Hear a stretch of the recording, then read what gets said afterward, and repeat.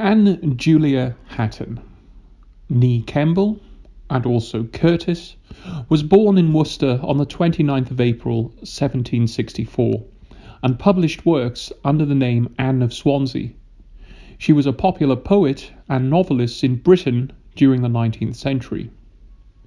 She was the daughter of Roger Kemble, a member of a travelling theatre group. Her sister and brothers were actors, Mrs. Sarah Siddons and John Philip Kemble. Other members of the Kemble family were also actors. Anne was apprenticed to a mantua maker, a sewing pattern company specialising in women's clothing. In 1783, at the age of 19, she married the actor C. Curtis, but soon found out that he was already married.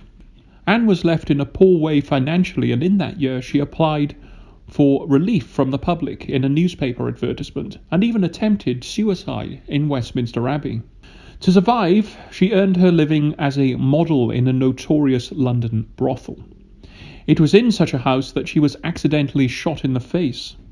This was reported in local newspapers, which mentioned her immoral avocation, but also her proud and strong mind. In 1792, Anne married William Hatton, and a year later the couple set sail for America. In 1794, Anne Hatton's tremendously popular Tammany, the Indian Chief, was given its premiere on Broadway. This was the first known libretto by a woman and the first major opera libretto written in the United States on an American theme.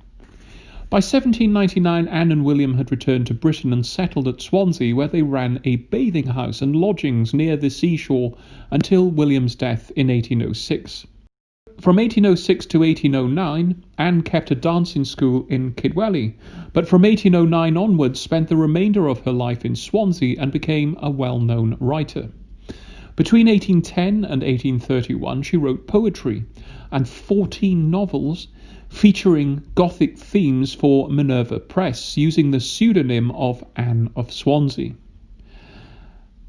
Anne's mixing precariously with various classes and suffering times of poverty gave her the insight of living through, as well as seeing, the social ills of her times. Her work responded to the popular tastes of the time for Gothic fiction, social satire, and stories of moral progress, with stereotypical women as her characters. Nuns were Gothic, wives harangue, mothers are fussy, and old maids bad-tempered.